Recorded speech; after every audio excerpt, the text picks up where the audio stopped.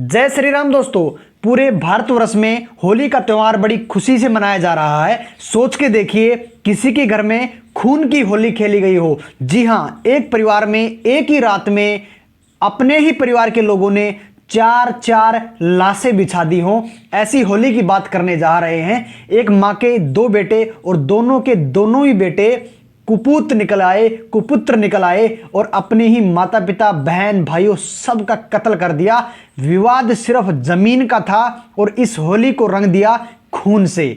आइए जानते हैं, सच्ची घटना है, 2 मार्च की घटना है, 2026 की घटना है। जिस समय पूरा भारतवर्ष होली की खुशियां मना रहा है, गुलाल और रंग खुशियां भर रहा है, वहीं एक परिवार पूरा का पूरा खानदान उजड़ गया है एक छोटे से जमीन के विवाद को लेके, जमीन के बंटवारे को लेके। चलिए इस घटना को शुरू करते हैं।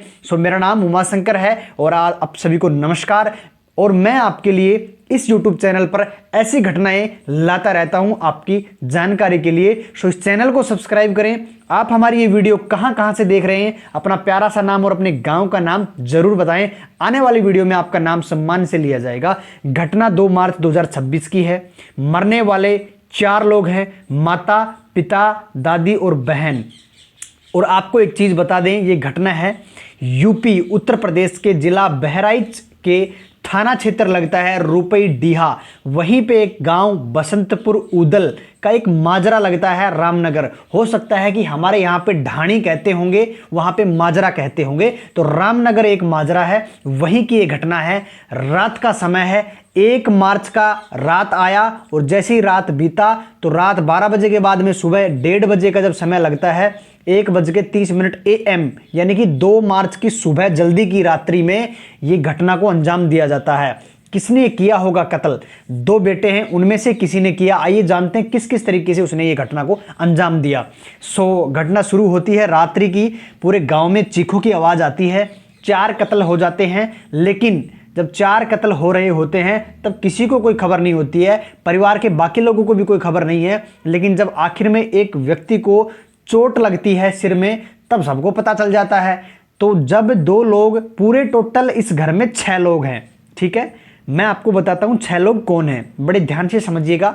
सबसे बड़ी इस घर में जो है, सबसे बड़ी उम्र की, जिसका नाम है शीतल देवी, जो सबकी माँ है, दादी है, जिसकी उम्र 82 साल है। उसका एक बेटा है बदलू राम, जिसकी 62 साल उम्र है, जो आज के दिन इस घर का मुखिया है, ठीक है। अब इसका एक बेटा है, 2 बेटे हैं इसके। एक का नाम है गुरुदेव, जिसकी 33 साल के पास उम्र है, और एक बेटा है निरंकार, 27 साल के आसपास की उम्र लगभग है, 33, 35, 40 के हेर फेर में है, क्योंकि कलेक्ट जो डाटा किया गया है वो अकॉर्डिंग टू सोशल मीडिया और समाचारों के माध्यम से है।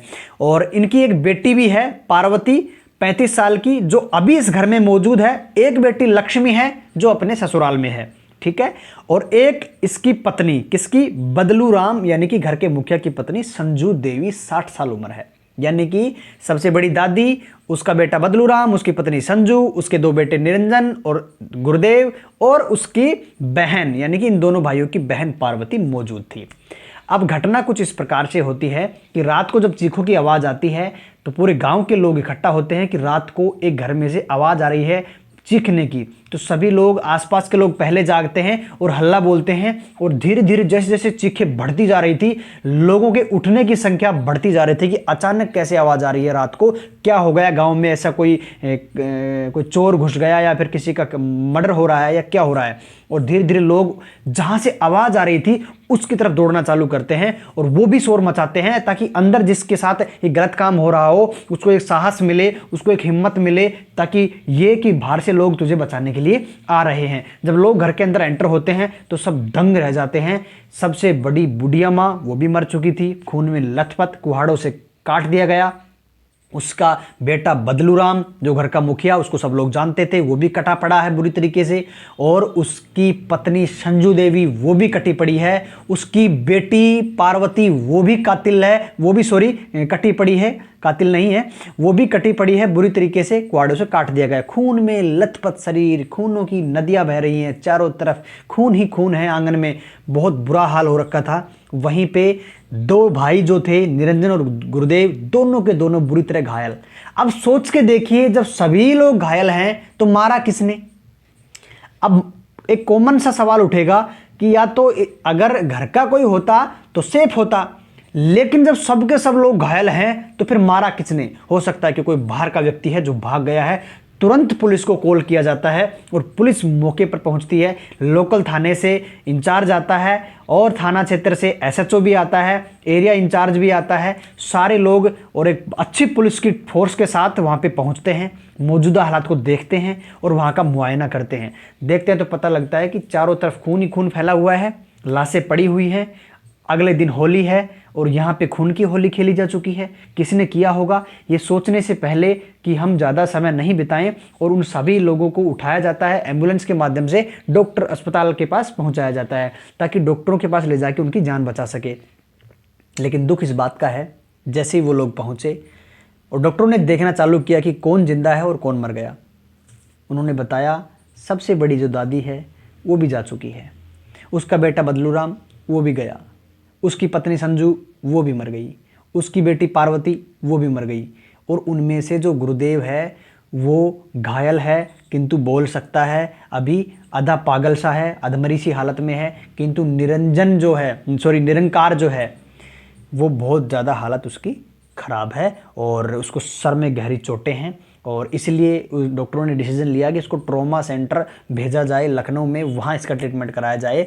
और जो बड़ा बेटा जो था गुरुदेव, उसको वहीं पे महाराजा सुहेल देव के एक मेडिकल हॉस्पिटल में एडमिट कर लिया जाता है, कॉलेज में उसके अंदर ही, तो वहाँ पे उसका ट्रीटमेंट चलता है। अब यहाँ पे पुलिस को ये चीज़ सोचने के लिए मजबूर हो गई कि यार सभी लोग घायल हैं घर के, तो कत्ल किसने किया होगा? और होली का त्यौहार है, किसी ने बदला लिया होगा, हो सकता है कि कोई गांव का व्यक्ति हो सकता है कि इनसे किसी का झगड़ा हो। तो अब इनकी जानकारी कलेक्ट करना शुरू कर दिया। अब जो व्यक्ति बोल सकता था, बड़ा बेटा गुरुदेव, उसके पास पहुंचते हैं पुलिस, उससे जानकारी लेते हैं। अब पूरी कहानी बदलने वाली है, ध्यान से सुनिएगा। जब बड़े बेटे गुरुदेव से पूछा गया तब बताया गया कि मेरा नाम गुरुदेव है, हम इस तरीके से परिवार के मेंबर हैं, आराम से रहते हैं। कुछ साल पहले हमारे 12 बिस्वा ज़मीन बेची गई थी 5,08,000 रुपये में, उसी का बंटवारा मेरे पिताजी नहीं कर रहे थे, हम दोनों भाइयों को बांट के नहीं दे रहे थे, और एक सोने का अंगूठी है वो भी नहीं दे रहे थे, और मेरे पिता ने दोनों भाइयों को देने से इनकार कर दिया। पुलिस वालों ने कहा कि वो तो ठीक है, उनकी ज़मीन थी भाई, उनके नाम थी, माता पिता जब तक जिंदा हैं नहीं देते हैं। तो उन्होंने बोला कि बस इसी बात का झगड़ा था, हर रोज़ झगड़ा चलता था, हर रोज़ लड़ाई, हर रोज़ यही काम। तो मैंने तो सब्र कर लिया था कि मैं ठीक है, कोई बात नहीं, पापा जी जब एक्सपायर होंगे तब मिलना हमें ही है, पापा जी कहाँ लेके जाएंगे, ये सोच के।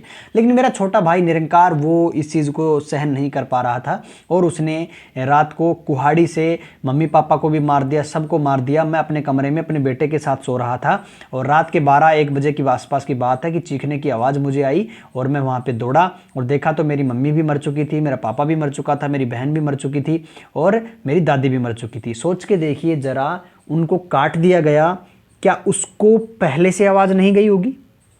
जब उसकी दादी को या फिर किसी को भी पहले नंबर पे मारा गया होगा तो चीखा नहीं होगा? क्या उसका हाथ पैर गला कुछ भी काट के अगर मारा गया था तो चीखा नहीं होगा? उसकी चीख से बाकी लोग नहीं उठे होंगे?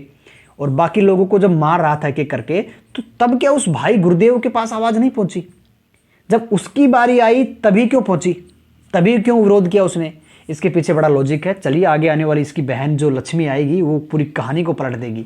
सो पुलिस वाले ने ये सारी चीज़ जो कलेक्ट कर ली और इस आधारित पे एफआईआर दर्ज कर ली निरंकार के खिलाफ कि उसने बड़े भाई के बयान के अनुसार उसके छोटे भाई ने अपने माता पिता और सबको घायल कर दिया, मार दिया और अपने बड़े भाई को भी घायल किया ज़मीन के विवाद के मामले में।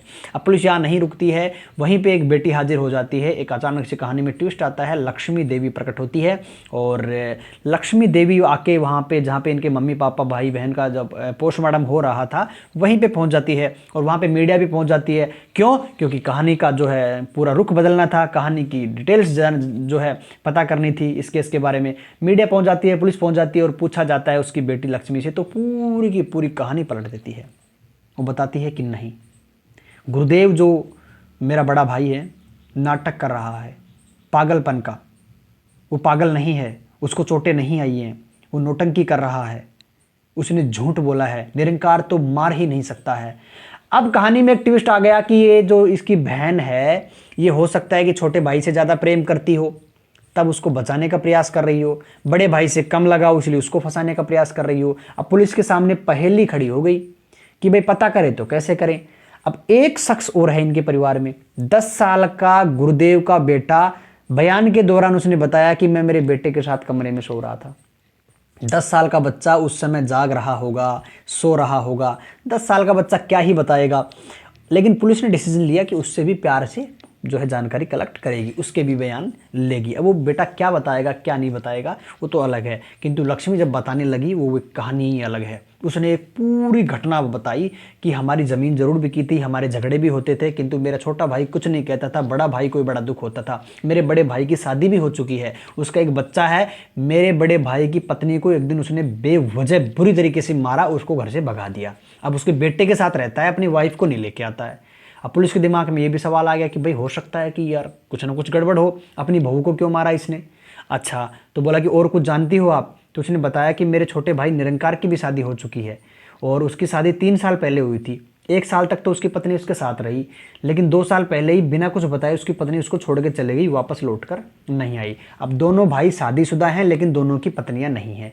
बड़े वाले भाई के पास एक बेटा है और उसी का वंश आगे चला है, उसी का घर खुला है। बड़ा वाला भाई चाहता था कि सारा पैसा, सारी ज़मीन इसके नाम आ जाए, सारी प्रॉपर्टी और धन इसके बेटे के नाम हो जाए, क्योंकि दोनों भाई शादीशुदा हैं और वाइफ है नहीं, कल को कहाँ हैं, मरेंगे जिएंगे कोई पता नहीं। लेकिन छोटा जो बेटा है वो उसका गुरुदेव का, उसके पास ये ज़मीन आ जाएगी तो उसका जीवन और जो है भविष्य सेफ हो जाएगा। इस मंशा के साथ वो बोले लड़ाई करता था और सारा पैसा हड़पना चाहता था। अब तो एकदम केस बदल गया। अभी तो जो कंप्लेंट हुई थी वो निरंकार के खिलाफ हुई थी, अब इस लड़की के जो बयान बोल रहे हैं वो पूरा का पूरा गुरुदेव के खिलाफ बोल रहे हैं। तो अब वापस से पुलिस जाती है और गुरुदेव के पास जाती है कि आपकी बहन के द्वारा ये डाटा हमें मिला है कि आपने अपनी वाइफ को पीटा, आप ये चाहते थे। बोल हाँ साहब, मैंने मेरी वाइफ को पीटा। एक दिन की बात थी कि मेरा बेटा कुछ पैसे चोर के स्कूल जा रहा था, उसकी मम्मी ने देख लिया और उस पैसे चोरी के मामले की वजह से उसको बुरी तरीके से पीटा। मैं मेरे बेटे को बहुत प्यार करता हूँ, इस वजह से मैंने मेरी वाइफ को बहुत गंदा मारा और इतना गंदा मारा कि उसने भाई बुला लिया, भाई के साथ वो अपने संग पीहर चली गई। उसके बाद में उसके भाई ने मेरे को अपनी जो मेरी वाइफ है उसको वापस नहीं लौटाया, उसने मना कर दिया कि मैं अब नहीं आऊँगी और इसी वजह से वो मेरे से दूर है और मैं मेरे बेटे के साथ रहता हूँ। मेरे पास कुछ नहीं है, मेरा बेटा है, इसके साथ मैं जी रहा हूँ, लेकिन मैंने मेरे मम्मी पापा भाई बहन का कत्ल नहीं किया। वहाँ से अब वो गंभीर हालत में है। उसने बताया कि मेरे भाई ने ही कत्ल किया है और लास्ट में खुद को भी सर में चोट मार ली, मुझे भी मारा उसने, ऐसा उसने बताया। अब हो सकता है कि जब उसको होश आए तो वो कुछ अलग ही बयान दे, निरंकार वो गुरुदेव का नाम ले। अब एक चीज़ तो तय है, इन दोनों भाइयों में से एक ही कातिल है जिसने अपने माता पिता दादी बहन को मारा है, एक तो है। लेकिन विवाद और मुद्दा है किस वजह है, कारण एक है, ज़मीन के पैसे, ज़मीन का बंटवारा और कुछ गहने। इनकी वजह से उसने इस होली को खून की होली बना दी, पूरे के पूरे वंश का नाश कर दिया। अब इन दोनों लोगों में से दोनों भाई मिलके कातिल हैं या कोई एक कातिल है, ये तो पूरी जानकारी जब पुलिस इस केस को जो सोल्व करेगी तभी पता चलेगा। दोस्तों, आज हम अपने मम्मी पापा के दिए हुए जन्म की वजह से इस दुनिया में हैं। हमें ये जन्म सिद्ध अधिकार है कि हम उनकी सेवा करें और हम उनका कर्तव्य बनता है और हमारा अधिकार नहीं है कि हम उनसे कुछ छीने, कुछ पैसे छीने, नहीं। हमारा ये कर्तव्य बनता है कि उनकी सेवा करें। उन्होंने हमें इस दुनिया में लाया है, उनका कत्ल करने का अधिकार नहीं है हमें। इस तरीके की घटनाओं को अंजाम जो इस भारतवर्ष में हो रहा है, हमारा कल्चर और हमारी संस्कृति पता नहीं कहाँ जा रही है। आप अपने बच्चों को बहुत अच्छे तरीके से संस्कार दीजिएगा। आपका इस कहानी में क्या कहना है, आपको क्या लगता है किसने मारा होगा या दोनों मिलके मार दिया, आप लोग ज़रूर बताइएगा अपना ओपिनियन कमेंट बॉक्स में।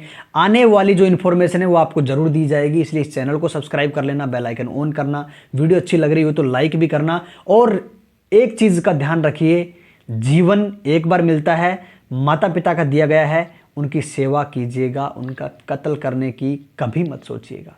वो हमारे माता पिता हैं, गुरु हैं, भगवान समान हैं। इस वीडियो को ज़्यादा से ज़्यादा इन्फॉर्मेशन फैलाइए ताकि जिनके घर में ज़मीन के झगड़े हो रहे हैं उनको समझ में आए कि परिवार खत्म होने के बाद में कुछ नहीं बचता। Thank you so much. मेरा मन उद्देश्य आपको एक ही चीज़ था कि जानकारी आप तक पहुंचाऊं और वो मैंने किया। अब आपका काम है इस वीडियो को आगे शेयर करना। Thank you so much. Love you guys. जय श्री राम।